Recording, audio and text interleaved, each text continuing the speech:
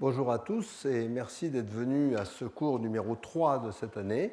Je vous rappelle que le premier avait eu lieu à Rennes et c'était sur l'importance des langages en informatique où j'essayais de démonter les certitudes d'à peu près tout le monde, y compris les miennes, sur le sujet. Aujourd'hui, la semaine dernière, nous avons parlé de BDD, donc de calcul booléen avec les Binary Decision Diagrams, avec un séminaire de Jean-Christophe Matte et Patrick Vuillot sur l'utilisation en construction de circuits, l'utilisation industrielle. Aujourd'hui, nous allons parler toujours de calcul booléen, mais avec une autre façon de faire, qui est SAT, qui est quelque chose de tout à fait extraordinaire, qui a connu une révolution dans ce millénaire, en partie dû à Laurent Simon qui est ici, qui est mon maître en SAT. Moi, j'ai beaucoup utilisé SAT, mais je ne savais pas trop ce que c'était. Et j'avoue que préparer ce cours a été pour moi pas mal de boulot et surtout un très grand plaisir parce que c'est tout à fait extraordinaire. Donc Laurent nous fera un séminaire sur l'état de l'art auquel il participe en grand de SAT tout à l'heure. Donc la satisfaction booléenne, c'est un des problèmes les plus simples de la Terre à poser et c'est celui dont la réussite a été la plus difficile et normalement on pensait qu'on ne saurait pas le résoudre et vous allez voir qu'on pense qu'on sait le résoudre en bonne partie mais on ne sait pas pourquoi. Donc on va commencer par des rappels sur le calcul booléen. Ensuite, des rappels sur quelque chose que j'ai montré la dernière fois, mais la dernière fois, une partie de la France était en grève, donc tout le monde n'était pas forcément là. Donc je vais rappeler ce que c'est que la forme normale conjonctive, qui est la forme sur laquelle on résout ces problèmes. Des exemples de problèmes SAT, il y en a un nombre énorme, donc je prends les exemples que vous connaissez quelque part. Les premières méthodes, la résolution, fort ancienne, Davis et Putnam, fort ancien. Et puis les méthodes du XXIe siècle, en particulier CDCL, Conflict Driven Closed Learning. Et c'est rigolo, au moment où l'apprentissage fait ses exploits en ce moment avec le Go et bien d'autres choses, et où il y a le cours de Yann Lequin, vous allez voir de l'apprentissage, mais il ne faut pas comparer, ce n'est pas du tout le même apprentissage. Mais il y a quand même des idées d'apprentissage dedans qui sont fortes. Ensuite, une structure de données complètement fabuleuse qui s'appelle Two-Lateral Watching. La chose que je pense que quand on invente ça, on doit être content pendant pas mal de temps après. Et puis, on va conclure. Donc, rappel de calcul booléen, c'est les mêmes que la dernière fois pour ceux qui étaient là. Donc, calcul booléen, c'est le calcul le plus simple de la Terre. Il se trouve que je viens de participer à un colloque semi-philosophique sur la vérité. Le calcul booléen, c'est couper la vérité brutale en disant il y a le vrai et le faux, et on va calculer avec le vrai et le faux. Il n'y a même pas le à moitié vrai. On peut l'avoir en logique intuitionniste, mais pas là. Donc, il y a deux constantes, vrai et faux, que j'écrirai vrai en rouge et faux en bleu selon les notations électriques. La phase est rouge et le neutre est bleu. Donc c'est ces notations-là, mais j'utiliserai aussi le rose pour dénoter tous les objets de la logique, les formules, etc. Et donc le 1 peut être rouge ou rose et le bleu peut être... mais de toute façon, il n'est jamais noir. Donc les 0 de couleur sont toujours faux et les 1 de couleur sont toujours vrais. Et j'utiliserai 1 plutôt que vrai parce que c'est beaucoup plus court à écrire. On a des variables toutes bêtes, x, y, etc.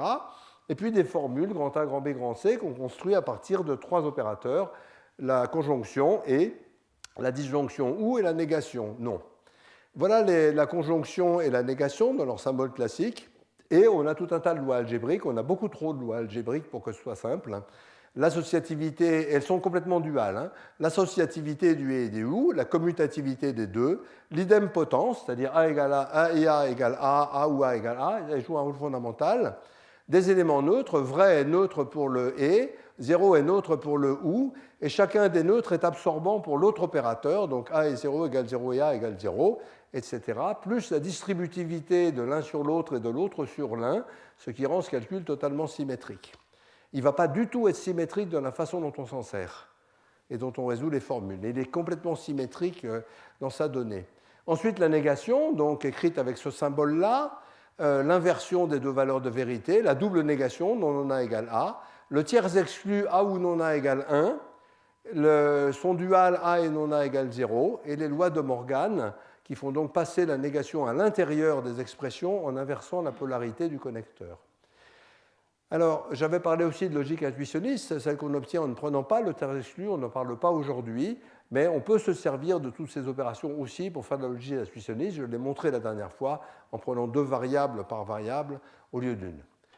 Alors, première forme normale, la forme normale négative, qui va nous arranger beaucoup parce qu'elle va simplifier plein de trucs, elle est triviale. Ça consiste à mettre les noms sur les variables. Donc, les lois de Morgan, ici, nous permettent de rentrer les noms arbitrairement profonds à l'intérieur des expressions. Et dans une forme normale négative, on les met sur les variables et on note les littéraux négatifs, on appelle ça un littéral, c'est soit une variable, soit son opposé. X est le littéral positif et X bar le littéral négatif non X. Mettre une barre, ça simplifie la longueur des formules aussi, donc on le fait tout le temps. Donc la négation va désormais disparaître à peu près totalement pour être intégrée aux variables. Voici un exemple de formule en NNF ici, hein, X bar ou Y et Y bar ou Z et T bar. Ça montre aussi le côté parfaitement intuitif de ces formules qui font un petit peu mal aux yeux, surtout quand elles font, comme on va le voir après, quelques centaines de milliers de variables et quelques millions de sous-expressions. Donc c'est avec ça qu'on va jouer, hein. Pas dans l'exposé, rassurez-vous. Donc la mise en LNF, c'est simplement appliquer De Morgan. Donc on va supposer qu'on a fait ça tout le temps et qu'on n'a que des formules avec des littéraux et des et des ou. Alors le problème SAT, il est très simple. Oui. Pourquoi tu l'appelles forme normale? Ah, c'est pas moi. Parce que la notion de forme normale, non, ça dépend des. La question est pourquoi est-ce qu'on l'appelle forme normale? C'est pas moi qui ai choisi. C'est un nom complètement standard depuis toujours. Les formes normales ne sont pas nécessairement uniques. On dit forme normale unique quand elle est unique. Donc c'est pas moi qui ai choisi, hein. Je suis d'accord avec cette opinion. Forme normale n'est pas un mot qui est très très bien. Évidemment, c'est des gens de l'école normale qui disent ça, c'est normal. Le problème SAT, donc, étant donné une formule quelconque, existe-t-il des valeurs de booléennes des xi qui rendent A vrai? Alors, évidemment, une formule peut être vue comme une écriture ou bien comme interprétée dans le modèle booléen vrai-faux, que nous devons à Boole, l'algèbre de Boole, et qui est fondamentale. Donc c'est un problème tout simple, hein. Vous avez une formule, est-ce qu'on peut la rendre vraie? Et vous avez un autre problème qui est la validité. Étant donné une formule, est-ce qu'elle est vraie pour toutes les affectations xi? Ces deux problèmes sont faciles à relier, parce que la validité de A, c'est la même chose que la non... oula, j'ai un gros bug là. La non-satisfaction de non-A. Hein, il faudrait que je corrige ça. Donc, SAT, c'est un problème complètement central en info et en maths, pour plein de raisons. D'abord, c'est le prototype du problème NP complet. Donc, je vous rappelle, NP complet, ça veut dire que quand on propose une solution, c'est très facile de vérifier que c'en est une. Ici, si vous proposez une affectation de variable, il suffit de faire le petit calcul pour voir si le résultat est vrai ou faux. C'est un calcul en temps linéaire. Par contre, ça ne donne aucune idée de comment trouver la solution. Et ce problème NP complet, SAT, joue un rôle très particulier parce que beaucoup d'autres problèmes se réduisent facilement à lui. Tous les problèmes NP complets sont équivalents, mais la réduction à SAT est en général un bon moyen de montrer qu'un problème est NP complet.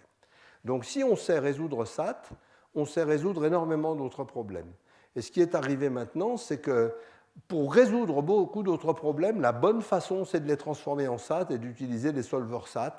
Et ça, ce n'était pas vrai il n'y a pas longtemps. D'accord? Parce qu'il n'y a pas longtemps, les solvers SAT ne marchaient pas. La forme normale conjonctive est celle qu'on va utiliser dans tous les solvers SAT. Donc ça, il y a deux formes normales tout à fait normales, enfin bon, normales pas uniques. La disjonctive qu'on a utilisée la dernière fois pour représenter des fonctions booléennes et la conjonctive qu'on va utiliser pour poser des problèmes de contrainte, typiquement. Donc la conjonctive, c'est tout simple, ce sont des et de ou. Donc ce qu'on appelle une clause, c'est une disjonction de littéraux. Rappelez-vous, un cube, c'était une conjonction de littéraux, et une clause, c'est une disjonction. Là. Le vocabulaire est comme ça. Donc ça, c'est une clause, et une forme normale conjonctive, c'est une conjonction de clauses, c'est tout. Donc on n'a que deux niveaux d'hierarchie, hein. On a des et qui séparent des ou, donc x ou y bar ou z, et y ou t ou u bar, et c'est là-dessus qu'on va travailler. Alors d'abord, c'est une représentation naturelle pour énormément de problèmes, première chose. Typiquement, la représentation de connaissances, c'est né vraiment avec ça. Ensuite, la preuve de circuit ou la preuve de programme. Donc on va toujours mettre les choses sous cette forme-là. Et puis l'encodage direct de nombreux programmes combinatoires, et on va en voir deux. Alors, il y a un truc classique qu'on apprend à l'école, c'est que toute formule peut être mise dans cette forme normale. Alors, comment est-ce qu'on fait? Eh bien, on commence par mettre un NNF, on se débarrasse des négations. Ensuite, si on a A et B, on met A en CNF et B en CNF, et comme il y a un et entre les deux, c'est fini. Et si c'est un OU, si on a un OU, eh ben on met le A, on le met en CNF, le B, on le met en CNF récursivement, et ensuite on applique la distributivité qui nous dit A1 et B1, A1 ou B1, et A1 ou B2, et A1 ou BN, et A2 ou B1, etc. Et on voit que ça explose, et que si on s'y prend comme ça, eh bien on a une formule exponentielle. Donc si on part avec quelques centaines de milliers de clauses, on ne va pas être content. Donc il faut trouver autre chose. Alors l'autre chose est quelque chose de très simple et très joli qui est dû à un logicien russe qui s'appelle Tsaitin en 1968 et qui va permettre de transformer une formule quelconque en formule en CNF de façon linéaire, donc en ne faisant pas croître sa taille plus que linéairement. Alors on va utiliser pour ça une petite astuce ici. Donc je rappelle que l'implication A implique B en logique c'est non A ou B. Totalement contre-intuitif, rappelez-vous, mais c'est comme ça. Le faux implique le vrai n'implique pas le faux, c'est la seule chose qu'on a à savoir. Et le vrai implique le vrai. Et l'équivalence, c'est une implication dans chaque sens, donc c'est non A ou B et A ou non B. On va en avoir besoin parce qu'on va utiliser des formules de cette forme, x équivalent à y et z, ou bien x équivalent à y ou z. Et ça se code très facilement en NNF, x équivalent à y et z, c'est la même chose que x bar ou y et x bar ou z et x ou y bar ou z bar. Bon, il faut s'habituer au type de raisonnement, c'est très simple. Supposons que x soit vrai, il faut montrer que y et z est vrai. Mais si x est vrai, cette formule-là est trivialement vraie, donc il n'y a pas de problème. Mais ça, x bar est faux. Donc pour que cette formule-là soit vraie, il faut que y soit vrai, et de même, il faut que z soit vrai. Donc si x est vrai, il faut que y soit vrai et que z soit vrai, ce qui est exactement dire qu'il faut y et z. Et c'est exactement le dual dans l'autre sens. Donc on peut oublier les détails et se rappeler que ça, c'est très facile à mettre en forme normale conjonctive. Alors, passons à une formule quelconque. On va la mettre en NNF en introduisant de nouvelles variables. Alors ça, ce n'est pas évident, mais tout ce qu'on va faire maintenant, ça va consister à beaucoup introduire de nouvelles variables.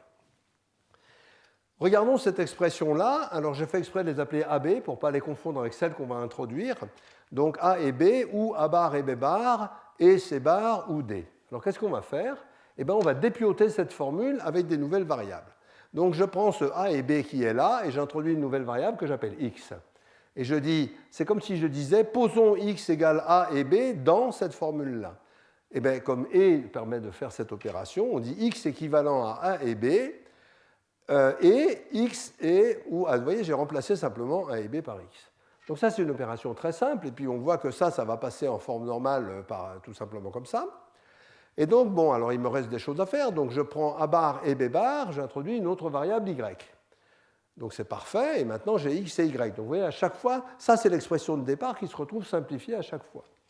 Ensuite, je prends X ou Y qui est là, j'introduis une variable Z, Z équivalent à X ou Y, et là j'ai Z et C bar ou D, j'ai presque fini, j'introduis pour Z et C bar une nouvelle variable T, et j'ai Z ou C bar, T équivalent à Z ou C bar, et T ou D. Donc notre première formule est devenue une clause, c'est ça qu'on voulait, et tout ça, c'est presque des clauses qu'on va transformer en clauses immédiatement, et voilà ce qu'on avait obtenu le coup d'avant. On applique les deux transformations données avant, et on obtient cette jolie formule. Enfin, jolie pour une machine, hein. Pour nous, elle est moyennement jolie. Il faut s'habituer aux formules booléennes, on est très très content. Le booléen, c'est un cas typique où on est complètement incapable de comprendre une formule à 5 variables, même quand on est un sportif du domaine. Hein. Il faut s'y faire, mais ça sert partout. Donc on obtient cet objet-là qui est une formule complètement équivalente à la précédente au niveau logique et qui est linéairement plus grande et donc sur laquelle on va pouvoir travailler maintenant comme CNF. Alors c'est linéaire, on peut faire mieux que ça, ce qui ne change pas à ma connaissance grand-chose. On peut simplifier ces choses-là. Et puis c'est équivalent pour la satisfiabilité et la validité, mais pas pour tout. Par exemple, je vous rappelle qu'on savait très facilement avec des BDD, quand on arrivait à construire le BDD, on savait construire le nombre de solutions, le nombre d'affectations de variables qui la rendaient vraie. Mais là, on a rajouté plein de variables, donc c'est plus si simple. Mais quand on s'intéresse qu'à la satisfiabilité, c'est parfait. Alors, exemple de problème SAT. On va voir pourquoi on fait tout ça. Alors, je vais vous en montrer que très peu. Donc, un que j'ai déjà montré il y a quelques années, le Sudoku.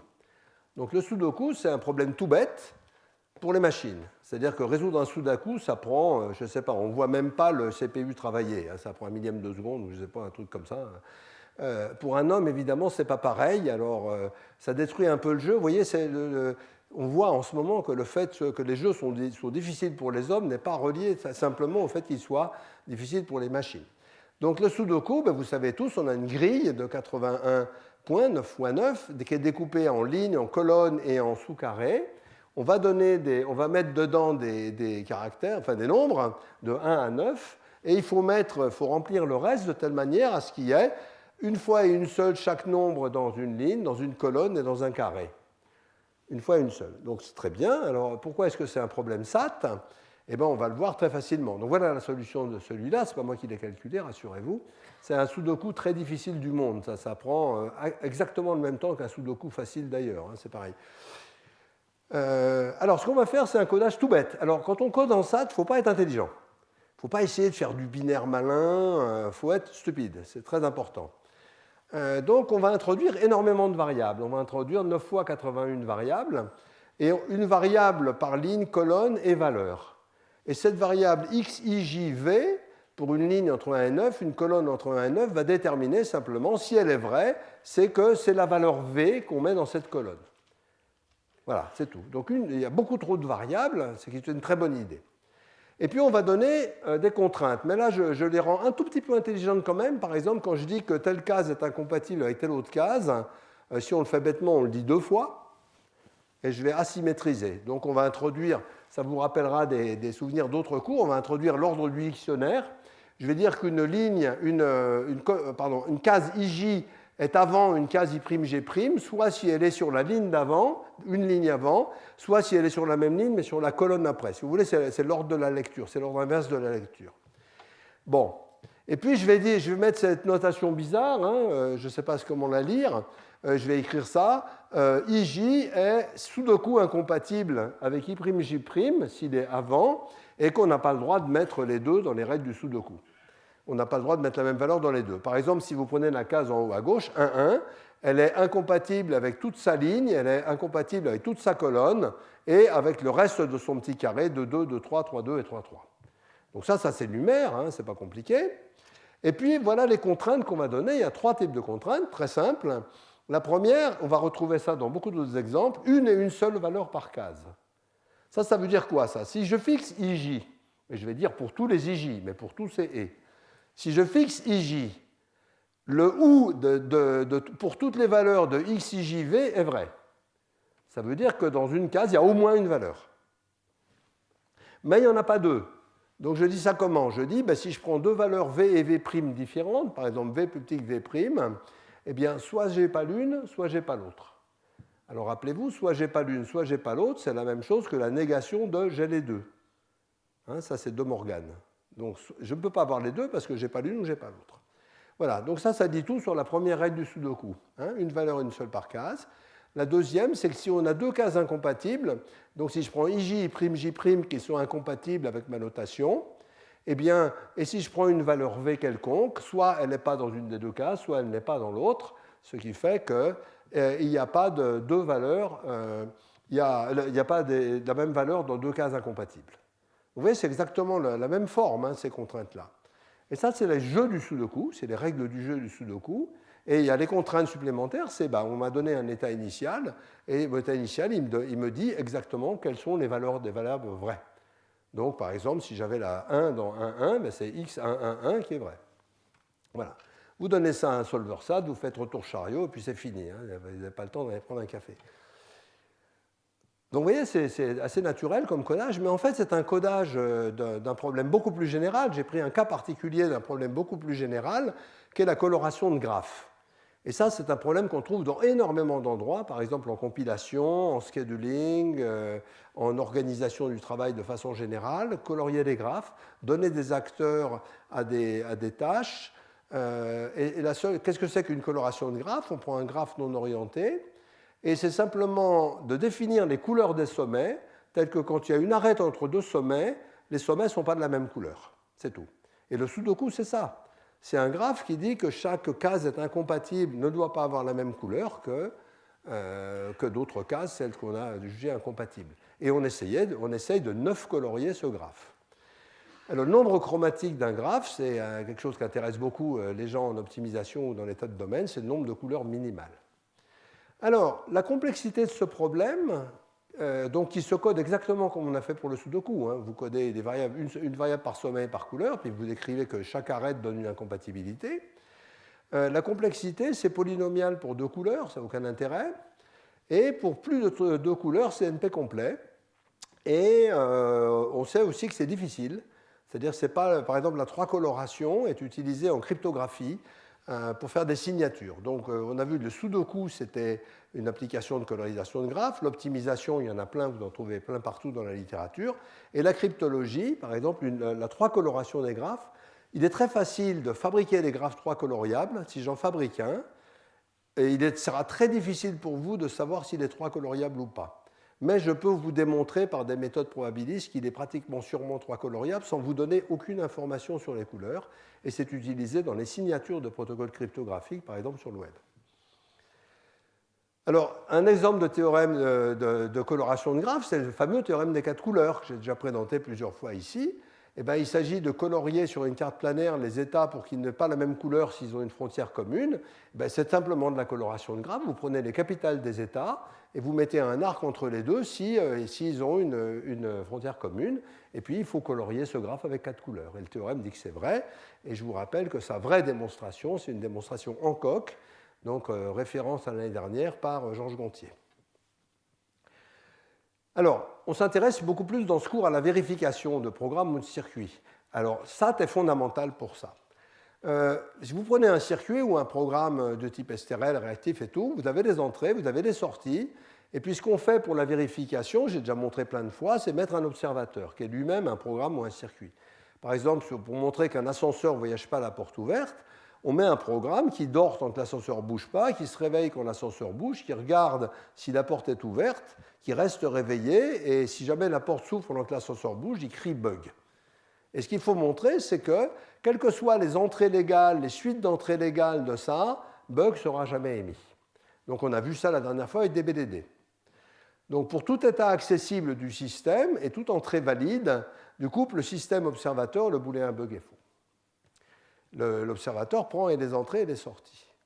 Alors, on a montré comment faire ça en BDD en calculant l'espace des états atteignables de façon itérative. On a montré ça la dernière fois parce que les BDD sont un codage des fonctions booléennes et c'est des calculs d'images de fonctions, d'images réciproques pour la fabrication de contre-exemples, etc. J'y reviens pas.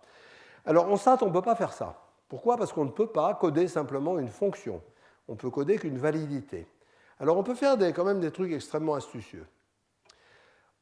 Ce qu'on peut faire, c'est déplier le circuit. C'est-à-dire qu'au lieu, ça c'est, si vous revenez à mon vieux cours fait sur les idées de Jean Vuillemin sur l'échange espace-temps, on peut échanger le temps sur l'espace sur un circuit en dépliant le circuit, en faisant des copies connectées les unes aux autres. Et c'est ça qu'on va faire ici. Donc voici ce qu'on appelle le modèle checking borné. On ne va pas montrer que bug ne peut jamais être émis, on va montrer qu'il ne peut pas être émis en kaku. D'accord ? Comment on fait ? Eh bien, s'il pouvait être émis en kaku, en partant à l'envers, bug serait émis à partir d'un état des registres atteignable en kaku et d'une certaine entrée xk. Mais pour que cet état de registre soit atteignable, il faut qu'il soit l'image par la fonction de prochain état d'une entrée au coup précédent, et que donc RK soit cette image-là, et que cette entrée soit admissible, etc. Et on remonte jusqu'à l'état initial. Si cette formule est valide, eh bien, le solver SAT vous donne instantanément un contre-exemple, c'est-à-dire une chaîne d'entrées, les valeurs des XI, là, vous donne les valeurs des entrées qui montrent qu'on peut émettre bug. Donc ça, c'est extrêmement précieux, c'est utilisé en très grand dans l'industrie et aussi en académie. Donc c'est tout à fait précieux. Et puis on fait grandir K. On sait d'ailleurs qu'il y a une borne finie, on sait qu'au bout d'un moment, on n'apprendra rien de plus, mais on ne sait pas quelle est cette borne finie. Cette borne finie, techniquement, c'est le diamètre du graphe qu'on ne peut pas calculer comme ça. Et tout à l'heure, Laurent Simon vous montrera qu'il y a des méthodes qui s'appellent les interpolants inductifs qui essayent de deviner un prédicat récurrent, parce que là, on ne fait pas de récursion, un prédicat qui fait la récursion et qui va résoudre le problème comme en BDD. C'est des sujets qui progressent à toute allure. Bon, Donc voilà, si la formule est satisfiable, on a un contre-exemple qui est la chose qu'on cherche, parce qu'il ne suffit pas de montrer qu'on a un bug, il faut savoir pourquoi. Et ça, c'est très efficace, et c'est en pratique plus efficace que les BDD, qui savent faire des tas d'autres choses par ailleurs. Problème dur. Alors il y a beaucoup de problèmes durs. Il y a des problèmes dont on ne sait pas les résoudre autrement qu'exponentiellement. Alors le plus classique, un des plus classiques, c'est le problème des pigeons et des trous, qui se dit généralement en France avec des chaussettes et des tiroirs. Mais j'espère que vous savez faire des classes d'équivalentes, les pigeons, les chaussettes et les tiroirs et les trous. On se donne m pigeons et n trous, et on veut savoir si on peut ranger les pigeons dans les trous sans qu'il y en ait deux dans le même trou. C'est tout bête. Alors s'il y a 2 pigeons et 6 trous, c'est évident, mais s'il y a 7 pigeons et 6 trous, on ne peut pas. Alors comment on fait? On fait exactement comme on a fait avant. Chaque pigeon est dans un trou, donc c'est un et sur les pigeons de ou sur les trous de xij. XIJ, c'est le pigeon, il y a un pigeon dans le pigeon I est dans le trou J, pardon. C'est comme le sudoku, mais c'est plus simple. Et chaque pigeon est dans au plus un trou, ça fait comme pour le sudoku. Si je prends un pigeon et un trou, si je prends un trou et 2 pigeons, ben, il n'y a pas les 2 pigeons dans le même trou. Voilà, vous donnez ça à un solver SAT. Ah oui, et chaque pigeon est dans au plus un trou, et chaque trou contient au plus un pigeon, j'ai oublié, bon, c'est exactement la même chose, mais dans l'autre sens, c'est-à-dire que ce n'est pas les mêmes valeurs qu'on fait varier, vous mettez ça à un solver SAT, et là, il ne répond pas. Là, il ne répond pas, on ne connaît pas d'algorithme non exponentiel en SAT pour résoudre ce problème. Évidemment, en maths, c'est un problème très simple, hein, mais pas en SAT, pas dans ce codage. Et voilà. Donc c'est très facile si m est plus petit que n, et c'est très difficile si m est plus grand que n plus 1. Alors il y a des moyens de tricher pour arriver à résoudre ce problème. Il y a d'autres méthodes avec des nombres, avec des théories mathématiques, mais avec des booléens, là on est un peu bloqué. Si p égale np, c'est intrinsèque et probablement ce problème-là n'est pas soluble facilement en SAT. Bon, on a vu les problèmes, maintenant on n'a pas vu la résolution, donc là où on va commencer à s'amuser vraiment, c'est comment on fait pour résoudre la satisfiabilité de formules avec alors avant on mettait quoi, des centaines de clauses, maintenant on met des centaines de milliers ou éventuellement 2-3 millions de clauses sur des problèmes industriels, donc on ne va pas rigoler, il va falloir être malin par tous les bouts. Et vous allez voir que c'est quand même extrêmement spectaculaire. Alors, la première méthode, qui est fort ancienne, 65, c'est la résolution de Robinson, très classique, qui est en fait une extension du modus ponens habile. Donc c'est une méthode totalement syntaxique. On ne va pas s'intéresser à des valeurs de vérité, on va juste s'intéresser aux symboles. Donc l'idée, c'est de prendre cette règle-là, x ou a et x bar et ou b, va aller dans a ou b, ou est équivalent à a ou b. Ça, c'est clair. Si x est vrai, cette formule est vraie, mais pour que celle-là soit vraie, il faut que b soit vrai. Si x est faux, c'est l'inverse. Cette formule-là est vraie, mais là, il faut que a soit vrai. Donc, dans tous les cas, quelle que soit la valeur de x, il faut que soit a, soit b soit vrai. Les deux peuvent être vrais, donc c'est la même chose que a ou b. Donc, qu'est-ce qui se passe dans la résolution? C'est qu'on enlève une variable. On enlève une occurrence, enfin 2 occurrences de variables à chaque étape. Prenons celle-là, x ou y bar ou t ou u bar, et y ou u bar ou v. Alors on voit qu'on a cet y bar et ce y qui sont là, on va les résoudre, c'est-à-dire on va les faire disparaître, on va les enlever, et on va rester avec x ou t ou u bar ou v. U bar ou u bar, ça faut le simplifier. Si vous ne faites pas ces simplifications, ça ne va pas s'arrêter. Donc on simplifie, ça c'est la même chose que u bar, mais c'est des simplifications triviales. Et on obtient là, et puis là on ne peut plus continuer, on est content. Mais d'ailleurs la formule est satisfiable, puisque c'est une simple disjonction, il suffit de la satisfaire par n'importe quel sous-terme. Bon, c'est trivial. Si on change ce u bar en u ici, eh ben on recommence, on fait y bar et y, on enlève donc y bar et y, il nous reste x ou t ou u bar ou u ou v, mais u bar ou u, cette fois-ci, ça fait 1. Autre règle de simplification à appliquer, et donc cette formule est valide.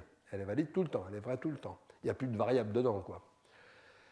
Troisième exemple, quelque chose d'un peu plus subtil, à peine, on va prouver modus ponens.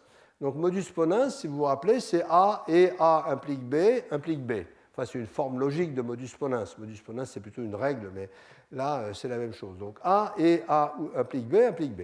Donc en fait, la résolution, c'est plus puissant que modus ponens, c'est plus général. Et on va dire x, donc on va le faire avec une variable, x et x implique y et y bar va sur 0, c'est-à-dire on va essayer de réfuter. Pour montrer que cette formule est vraie, on va essayer de montrer que sa négation est fausse. Donc la négation d'une implication, comme une implication c'est non A ou B, la négation c'est A et non B. On a la prémisse et on n'a pas la conclusion, ça c'est pas possible. Donc c'est X et X implique Y et Y bar va sur 0. C'est ça qu'il faut montrer, ben, c'est vraiment facile. Vu que l'implication c'est X bar ou Y, c'est X et X bar ou Y et Y bar. Mais là on va faire une résolution sur X, il va nous rester Y et Y bar. Mais ça, c'est une résolution, parce que Y et Y bar sont deux clauses. On les résout l'une par l'autre, et il reste rien. Il reste la clause vide, et la clause vide est très utile, parce que c'est la clause fausse. OK ? Voilà, et donc on sait que c'est unsat. Alors la résolution est une méthode complète, c'est-à-dire en faisant rien que des résolutions, on peut résoudre tous les problèmes. Mais c'est une méthode qui peut être exponentielle. Par exemple, on peut démontrer que sur le pigeonhole, la preuve la plus courte est de taille exponentielle. Donc la preuve de résolution la plus courte ne va pas forcément nous arranger, et c'est une méthode qui ne passe pas à l'échelle, pour tout dire. Mais elle va être extrêmement précieuse pour la suite, parce qu'elle fait quelque chose quand même, elle fait la combinaison de clauses en des clauses plus simples. D'accord ? Donc ça va nous servir de façon majeure en apprentissage. Alors, méthode suivante, DPLL, Davis and Putman originellement, je ne me rappelle pas après, Loveland et Lodman et Loveland. Davis, Putman, Lodman, Loveland, désolé, je l'ai appris par cœur, mais je ne me rappelais plus, qui est une amération de Davis and Putman, qui est une très ancienne méthode aussi. Donc ici, on va prendre ces clauses-là, on va travailler avec ces clauses-là tout le temps. Donc de phi 1 à phi 7, ça c'est le et de tout ça, et puis on a des tas de variables là-dedans. Alors ne cherchez pas à les lire, vous allez les voir vivre, c'est plus agréable. Donc l'idée ici, c'est de donner des valeurs aux variables. On va prendre une variable, au début on ne sait rien, on va prendre une variable et on va choisir une valeur pour elle. Alors il faut choisir la variable déjà, mais ça Laurent vous expliquera, c'est un sport à soi tout seul, et il faut choisir une valeur, et choisir une valeur, ce n'est pas naïf non plus. Là je vais prendre x1. Alors on pourrait se dire naïvement, on va essayer de mettre x1 à vrai, parce que ces trois clauses-là seront vraies tout de suite. Ce n'est pas la bonne méthode, parce qu'on n'apprend rien en fait. La bonne méthode, c'est de mettre x1 à faux. Vous allez voir pourquoi. Après, ça se combine avec des tas de structures de données fabuleuses. Mais là, on va faire dans le simple. Donc, on met x1 à faux. On va juste montrer la mécanique. On met x1 à faux. Donc, je note x1 bleu, x1 à faux.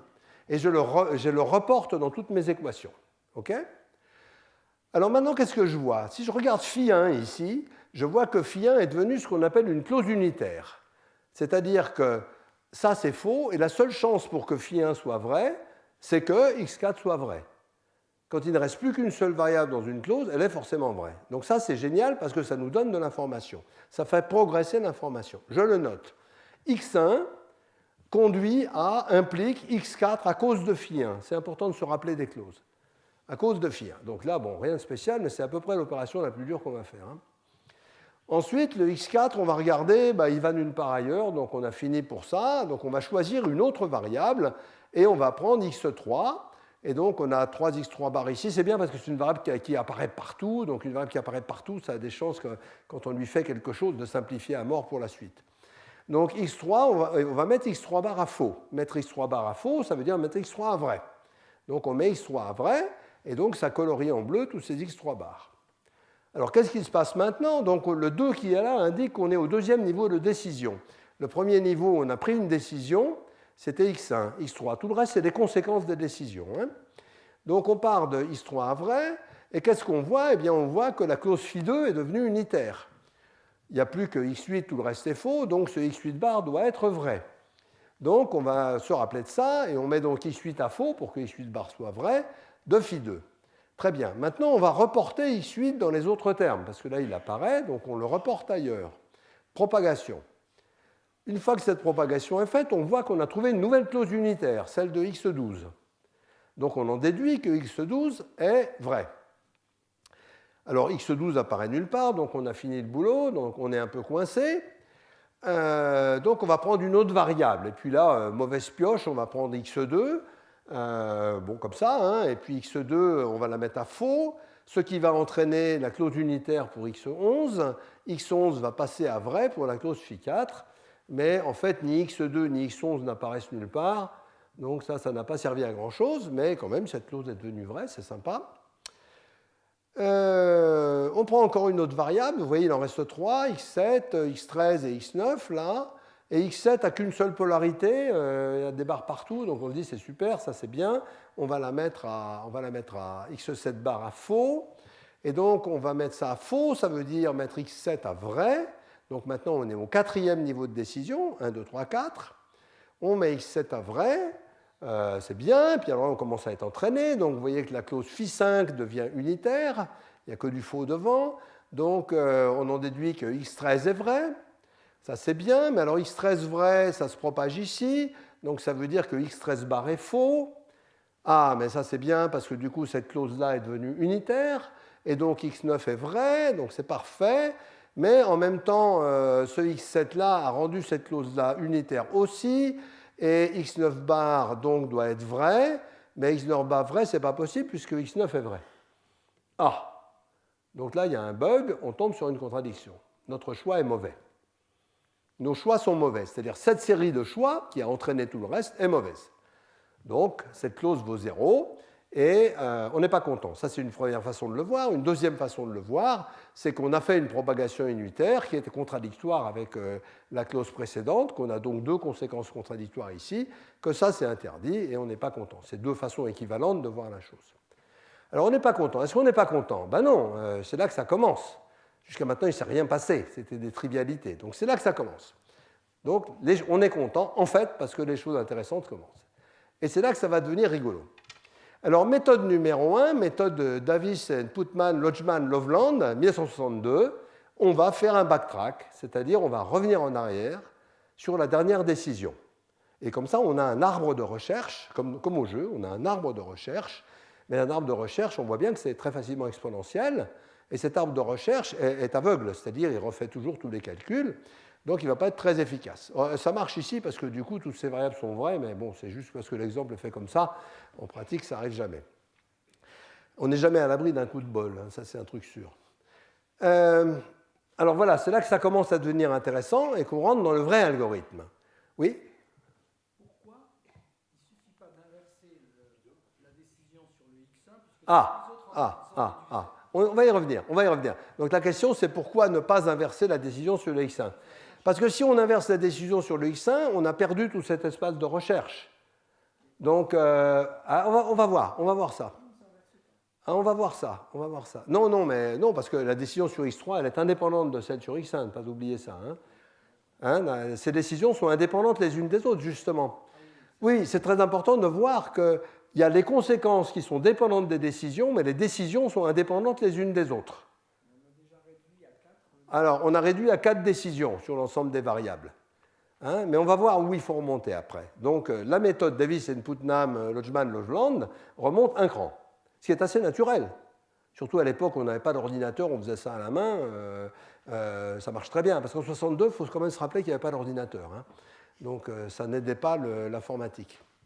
On va regarder cet objet-là et on va le dessiner autrement. On va le dessiner sous la forme d'un graphe. Rappelez-vous, ici vous avez les décisions, ici vous avez les conséquences. On va faire un graphe qui est celui-là, où j'ai noté toutes les décisions, elles sont reliées entre elles dans l'ordre par une flèche marron, là, et puis les conséquences sont notées par une flèche noire. Vous voyez, ici, x8 est une conséquence de x1 à 0 et de x3 à 1 par phi2. C'est la même info. Alors bon, on va déjà nettoyer un peu parce qu'il y a des trucs qui n'ont rien à voir avec le sujet, comme ce x12, on va l'enlever. Et puis, on va se dire, essayons d'analyser la cause du conflit.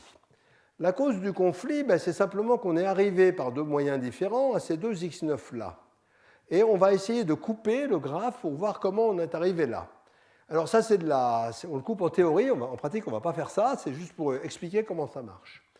Donc vous voyez ici que toutes ces flèches qui rentrent là sont importantes dans l'histoire, et que les sources de ces flèches, ce sont les choses suivantes, la décision x3, la conséquence x8, la décision x7 et la conséquence x13. Donc on voit qu'ici, c'est la conjonction de ces quatre choses-là qui a fini par nous amener le conflit. Donc on va dire, il n'y a qu'à refuser la conjonction de ces quatre choses-là. Par exemple, en ajoutant une clause qui dit « je n'ai pas la conjonction de ces choses-là », ce qui veut dire « j'ai le ou des négations de ces clauses-là ».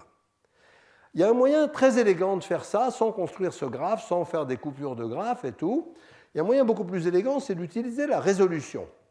Donc on a vu la résolution. Reprenons les deux clauses là. Phi6, qui est ici, qui a donné x9 vrai à partir de x13 vrai et de x7 vrai. Phi6, c'était x3 bar ou x7 bar ou x13 bar ou x9. Et là, même chose, on prend Phi7, qui était x8 ou x7 bar ou x9 bar.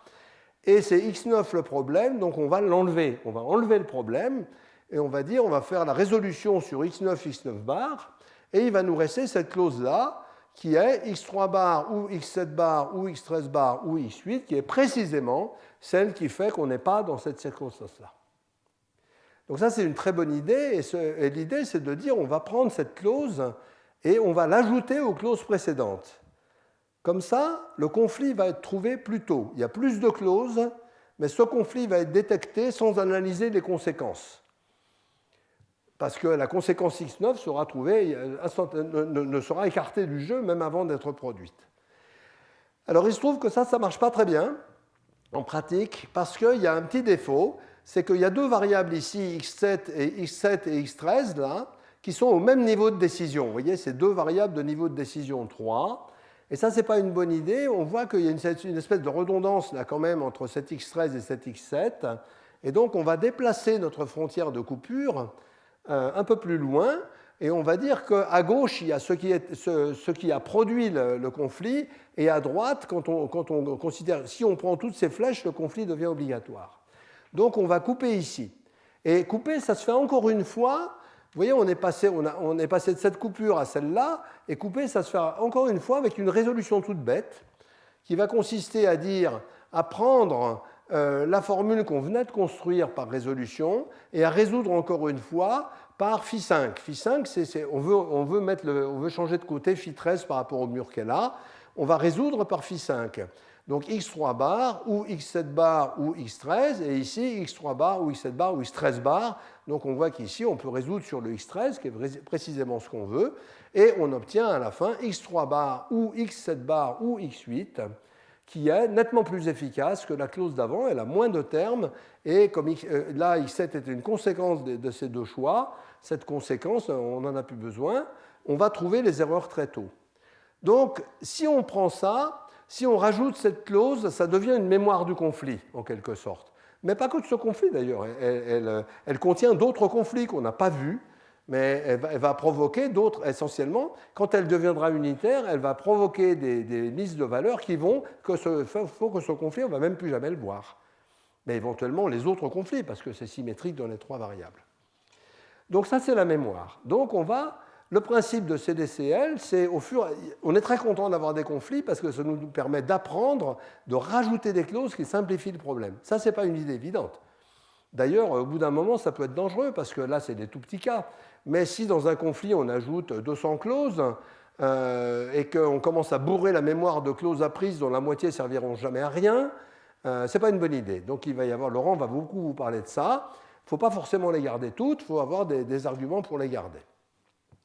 Donc on se rappelle, bêta provoque immédiatement x7 si on a x1 et x3, parce que x1 et x3 provoquent, etc. Donc cette clause va devenir unitaire très très vite, et ça nous empêchera de descendre profond dans l'arbre. Ça a été l'invention d'un solveur qui s'appelle Grasp, qui est né à Lisbonne, ou aux États-Unis, je ne sais plus. Ils étaient aux États-Unis, et qui a vraiment changé. C'est là qu'a été le premier grand progrès. Vous allez voir l'influence de ces progrès sur la courbe après, c'est majeur. Donc ça a été la première façon intelligente et pas aveugle de faire du backtrack. Bien. Donc là, on peut recommencer, on peut remonter. Alors où remonter? La question de tout à l'heure. Où est-ce qu'on remonte? Où est-ce qu'on fait le backtrack? On peut le faire là. Ah oui, pardon, excusez-moi. Avant de parler de backtrack, j'ai oublié. Ça, c'est un dessin sur l'arbre de recherche. Vous voyez, on a trouvé un conflit ici, on a analysé sa cause, et sa cause peut être très bien recopiée à des centaines ou des milliers d'exemplaires dans le reste de l'arbre. Et en fait, d'un seul coup, on a enlevé énormément de parties de l'arbre, et c'est ça qui fait que ça va marcher en pratique. Alors, qu'est-ce qu'on fait une fois qu'on a trouvé le conflit, une fois qu'on a ajouté cette clause de mémoire? Eh bien, il faut faire un redémarrage, un retour arrière. Alors, le retour arrière, c'est la question de tout à l'heure. On peut le faire là, on peut changer x7, mais on n'est pas forcé. On peut aussi le faire là, on peut le faire là, on peut le faire là, ou on peut le faire carrément tout au début. Et ça a été aussi une surprise du domaine, Laurent vous en parlera beaucoup. Au début, les gens pensaient qu'il fallait le faire le plus près possible, mais non, c'est comme on a vu dans le deep learning pour ceux qui suivent des cours, de temps en temps, on risque d'être piégé dans des minima locaux, il faut aller très haut, il faut repartir de très haut pour sortir de ces minima locaux. Et on peut aussi faire des essais aléatoires, l'aléatoire a des très très bonnes propriétés, mais il faut faire attention, il y a deux problèmes qu'on peut résoudre qui sont différents. Le premier, c'est de trouver une solution, et le deuxième, c'est de s'arrêter. Donc si par exemple on fait de l'aléatoire, on ne se rappelle plus où on est passé, donc on ne sait jamais quand s'arrêter. Mais s'il y a une solution, on la trouvera bien. Si on veut s'arrêter, ce n'est pas forcément les mêmes stratégies. Hein. Donc chercher à tout prix un SAT, parce qu'on sait qu'il y en a probablement un, par exemple quand on cherche un contre-exemple, la bonne méthode n'est pas forcément d'essayer de s'arrêter. Bon. Alors on va voir, ces choix de redémarrage sont cruciaux et on va voir comment Laurent, en particulier dans son système, les règle pas du tout comme on penserait intuitivement.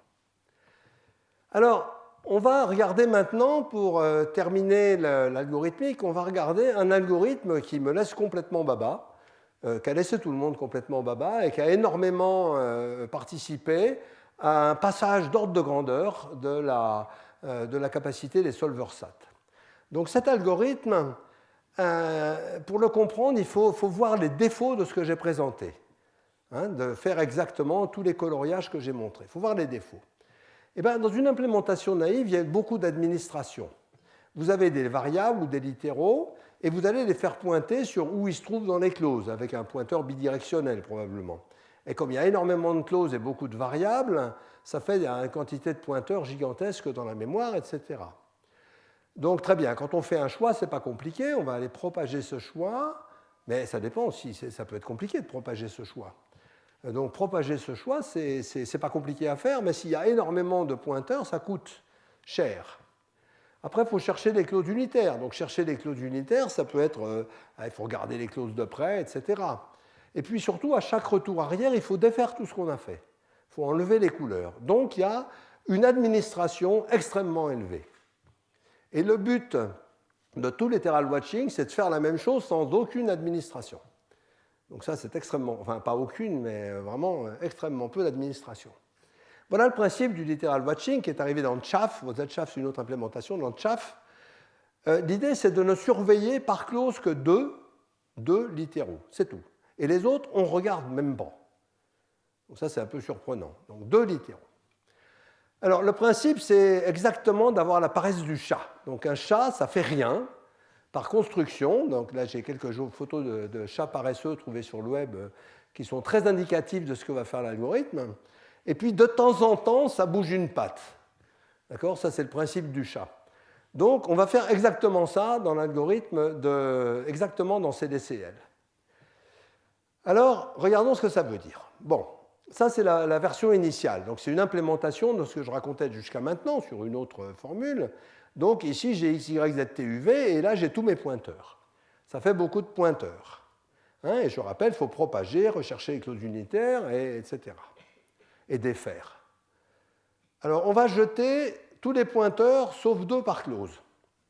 Donc, ici, je vais garder simplement 7x, 7x bar, 7y, 7y bar, z rien, je garde rien, t un pointeur, u rien et v un pointeur. Donc vous imaginez, si vous avez beaucoup de clauses très longues, la différence est cosmique. Et on va prendre la position du chat en grand. Donc voilà, on commence. Je fais un choix, par exemple, sur la variable u.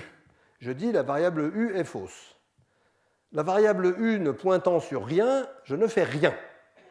D'accord ? Dort profondément. C'est déjà mieux. Vous voyez, donc on évite ici cette transmission de valeur ici. Bon, la variable v, on la met à 0, donc le littéral v bar vaut 1. Je ne fais rien. Rien. Il n'y a rien à faire. Très bien. Finalement, on décide que ce n'était pas une bonne idée, v égale 1, on fait un retour arrière. Donc on remet v à 0. On ne fait rien, on dort sur le radiateur. Hein ? Bon. Ici, c'est un peu plus subtil. Je mets ce V à 1, il va falloir bouger une patte là. Hein. je mets ce V à 1, donc ce V bar passe à 0. Et la seule contrainte, c'est qu'on ne veut pas avoir des pointeurs qui restent sur des zéros. Donc là, on sent bien que V bar passe à 0, donc il se passe quelque chose pour cette clause. On a gagné un peu d'informations sur cette clause. La seule chose qu'on fait, c'est de bouger une patte, c'est-à-dire de chercher un autre littéral qui ne soit pas l'autre littéral pointé et qui soit lui-même soit déjà vrai, soit indéfini. Ça, c'est facile à faire. Donc ici, je vais juste bouger le pointeur sur Z bar. C'est tout. On ne fait rien d'autre que ça. Bon. Donc T devient vrai, ben c'est la même chose. T devient faux, pardon. Donc T est faux ici. Donc on va bouger le pointeur. Et par exemple, on va le bouger sur Y bar. De Y sur Y bar. C'est tout. On aurait pu le bouger sur l'autre, ça revient au même. Hein. C'est tout. Donc vous voyez, quand une variable passe à 1, on ne fait rien. Quand elle n'est pas pointée, on ne fait rien. Quand le littéral passe à 1, on ne fait rien. Quand le littéral passe à 0, on bouge le pointeur. C'est tout. Donc on ne peut pas faire moins que ça quasiment. Pourquoi ça calcule quelque chose? Ben, on va le voir maintenant. On va le voir. Passons ce Z à 1. D'accord? Alors là, ce pointeur-là, il va chercher un endroit qui soit indéfini, soit à 0, mais il n'en trouve pas. Le seul endroit indéfini ou 0, c'est l'autre, et on n'a pas le droit de mettre les deux pointeurs au même endroit. Donc là, il faut se réveiller et bouger l'autre patte et dire « Ah, mais ça veut dire que la clause est devenue unitaire, puisque s'il n'y a pas de 1, on n'a pas le droit de toucher à celui-là, mais s'il n'y a pas de 1 et il n'y a pas d'indéfini, c'est qu'il n'y a que des zéros. Ça veut dire que la clause est devenue unitaire, et dans ce cas-là, d'un coup de patte négligent, on met Y à 1, et c'est tout. On ne change aucun pointeur. D'accord? Donc ça, c'est quand même assez magique. Hein? On ne change aucun pointeur. Y est passé à 1, donc Y bar ici, qui est pointé, est passé à 0. Y bar est pointé, passé à 0, mais on se retrouve dans la même situation qu'avant. On ne peut plus déplacer ce pointeur, on n'a pas le droit de le mettre là, et là, il n'y a que des zéros. Et ça, on peut le faire astucieusement en plus, hein, avec des compteurs. On peut faire des structures de données astucieuses pour ça. Et donc, on met, la clause est passée unitaire, on met X à 1. Hop, X passe à 1, on ne bouge aucun pointeur, on ne fait rien. Maintenant que X est passé à 1, alors qu'est-ce que j'ai fait ici? J'ai propagé, oui, le Y bar, le Y, je n'ai pas fini de le propager, donc je le propage ici, donc ce Y bar est passé à 0, et donc là, il faut bouger la patte, hein, donc on se dit, il faut le mettre sur un autre qui est à 0 ou à 1, mais pas sur celui-là, il y a un problème, on regarde celui-là, il vaut 1, or c'est une clause unitaire, et là ça ne va pas parce qu'il devrait valoir 0, et on a trouvé une contradiction. Voilà. Donc, ça vaut le coup de le refaire pour bien comprendre à quel point on ne fait rien. J'ai oublié de dire, après on backtrack et on ne fait rien. Quand ça a été vraiment une très grosse surprise, il n'y a rien à faire, quoi, en gros. Quand même, enfin, il faut lever la patte de temps en temps. Hein. Je vous rappelle, on garde que 2 pointeurs par clause. Ensuite, on met une variable à 0, elle pointe sur rien, on s'en fiche, on dort. On met une variable à 1, un littéral à 1, on s'en fiche, on dort. On fait un backtrack, on s'en fiche, on dort. Donc quand je dis on dort, on ne regarde même pas la mémoire, hein. On ne fait rien, c'est O de 0 le calcul, le temps de calcul. C'est dur à battre, O de 0. Hein. Voilà, ensuite le V, il y a quand même ici un littéral qui passe à 0, on bouge un petit coup le pointeur, c'est pas très fatigant.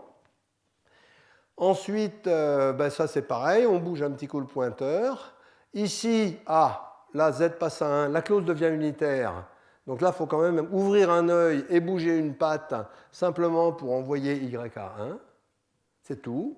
Le Y à 1 rend cette clause-là unitaire, il faut bouger une patte, mais ce n'est pas le même chat. Il bouge une patte et il envoie X à 1, c'est tout. Là-bas, le Y, et là je suis dans un truc très dense, hein. D'habitude c'est complètement plein de trous tout ça. Le X ici fait une contradiction. Et on n'a absolument pas fait toutes les opérations que j'avais montrées dans le schéma, où on écrivait, on changeait des couleurs, on inversait les couleurs, on backtrackait, on n'a rien fait. Donc ça, c'est une structure de données, je pense que quand on invente ça, on est content pour un bout de temps. Alors évidemment, il faut réécrire beaucoup de choses, parce qu'il faut que tout soit compatible avec cette structure de données. Et c'est vraiment une structure de données super efficace, mais qu'il faut traiter avec soin pour ne pas casser la vertu de cette structure de données par un calcul administratif quelconque. Alors, Laurent vous dira peut-être qu'on peut l'améliorer en gardant une troisième variable au hasard dans un coin, mais c'est autre chose. Donc il y a eu ça a fait un gouffre. Ça, plus une meilleure gestion des conflits, ça a fait un gouffre dans les algorithmes. Voilà. Ah oui, je termine en disant, bien entendu, quand on fait un retour arrière, on ne fait rien. Et ça, c'est assez surprenant, parce que faire des retours arrière sans rien faire, ce n'est pas totalement intuitif. Bon. Alors, si on regarde un peu les résultats de tout ça, qu'est-ce que ça veut dire? Ça veut dire que dans SAT, d'abord, la notion de complexité est très casse-pied dans SAT. Pourquoi? Parce que la complexité théorique, c'est exponentielle, NP complet, connu, au moins NP complet, mais ça marche très bien en pratique, comme on va le voir. En fait, il y a un concours SAT, dont va vous parler Laurent, qu'il a beaucoup organisé avant de le gagner.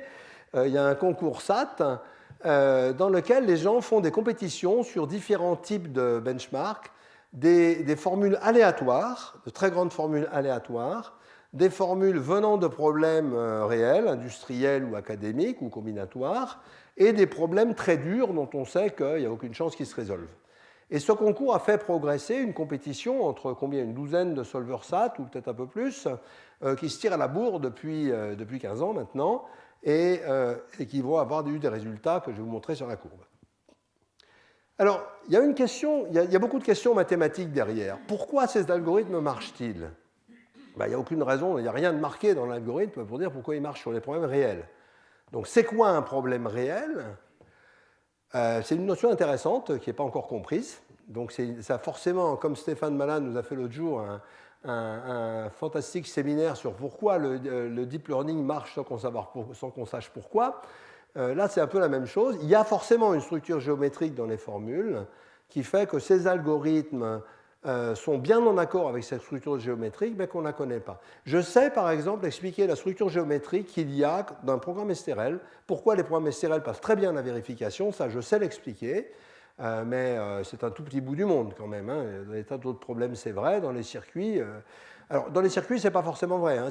Par exemple, s'il y a des multiplieurs dans vos circuits et qu'il y a des choses qui sont dues à des propriétés de la multiplication, ben, la multiplication, ça fait exploser tout ça tranquillement, ce qui n'est pas nouveau.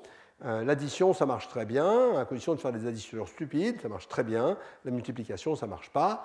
Bon, mais souvent, on utilise ça pour des contrôleurs, c'est-à-dire des circuits qui vont faire des opérations de haute sécurité, où je parlais de l'ascenseur et tout. Ça sert beaucoup là-dedans. Et là-dedans, par exemple, un des avantages de langage de type STRL ou SCADE, c'est que la structure hiérarchique des programmes éclaire énormément le prouveur.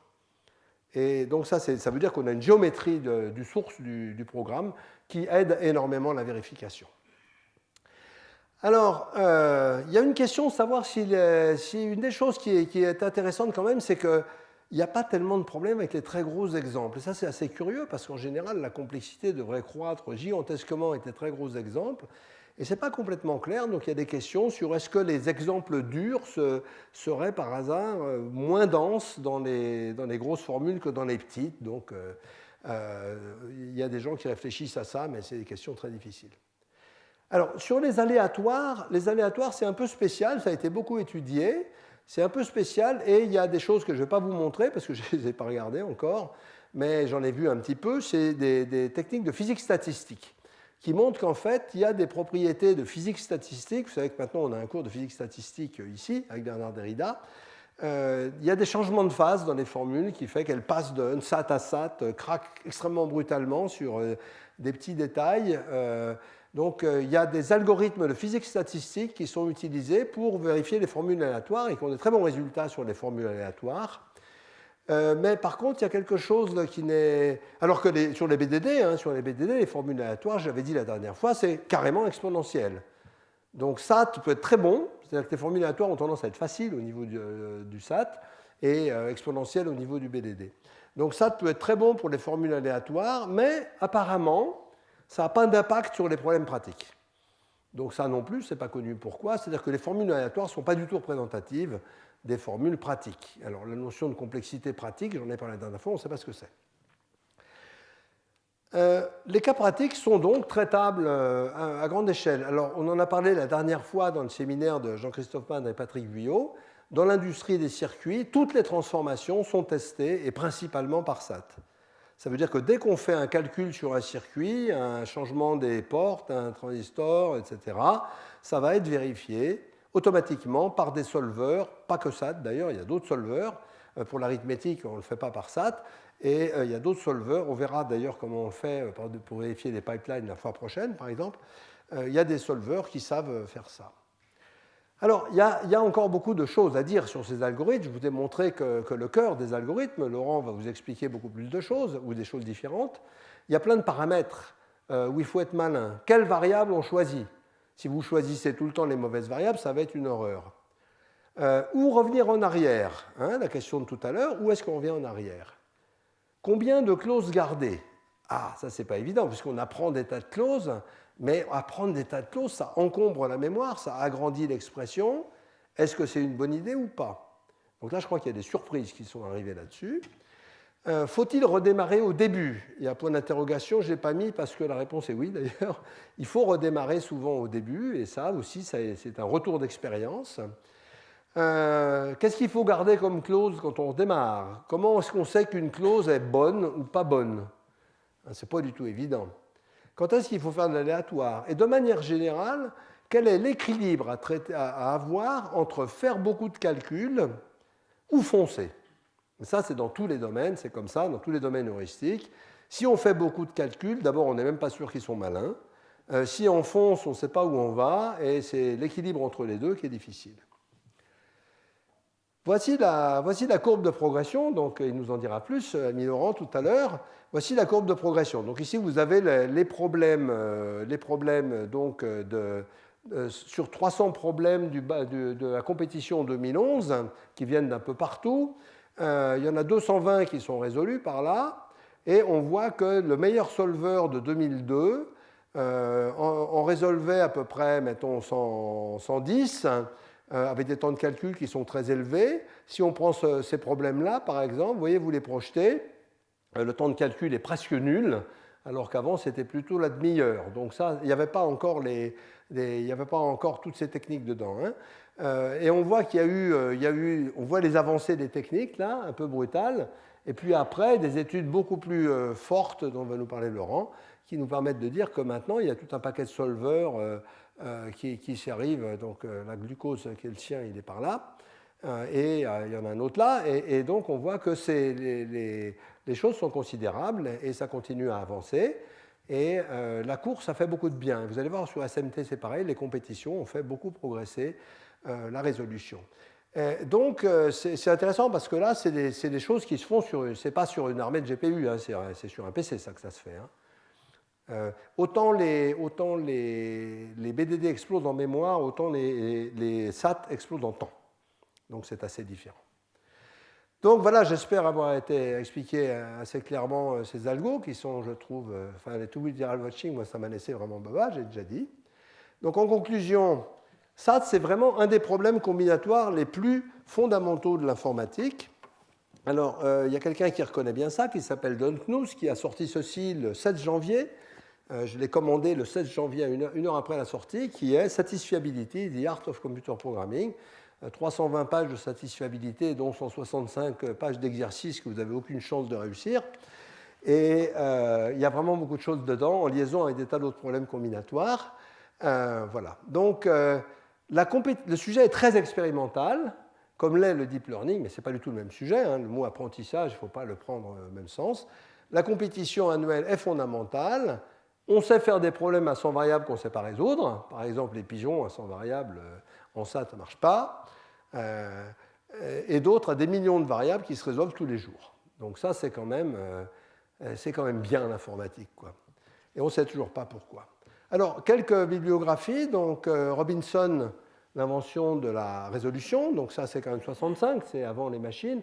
Il y a beaucoup de gens qui ont travaillé sur SAT, en particulier Mr. Lewis Carroll, Charles Hodgson, qui a écrit des algorithmes que j'aimerais bien retrouver, je crois qu'on peut trouver les bouquins, des algorithmes manuels très astucieux pour résoudre des problèmes SAT. Tsaitin, c'est l'idée de passer en CNF linéairement, qui est quand même une idée très, très importante. Ça, c'est la GRASP. GRASP, c'est donc l'idée de CDCL, l'idée d'apprendre par les clauses. Chaff, c'est l'idée des two-literal watching, plus de tout orienter autour de combiner two-literal watching et apprentissage. Et Sharad Malik, ça, c'est un papier grand public qui est bien, qui explique les choses bien, qui est un papier récent, hein, j'ai oublié de mettre la date là, mais il est tout récent. Et puis le Satisfiability de Knous, donc, qui est la Bible dans laquelle on peut s'enterrer pendant une durée arbitraire. Voilà, donc on va répondre comme d'habitude aux questions avec Laurent, surtout lui d'ailleurs, parce que moi, il fallait que j'apprenne tout ça. Et ensuite, il fera son séminaire sur qu'est-ce qui se passe vraiment qu'est-ce qui a vraiment fait, hein, parce que je vous ai donné les principes, mais qu'est-ce qui a été déterminant dans l'évolution de SAT. Je précise aussi qu'il y a d'autres solveurs, hein, il y a d'autres techniques pour SAT.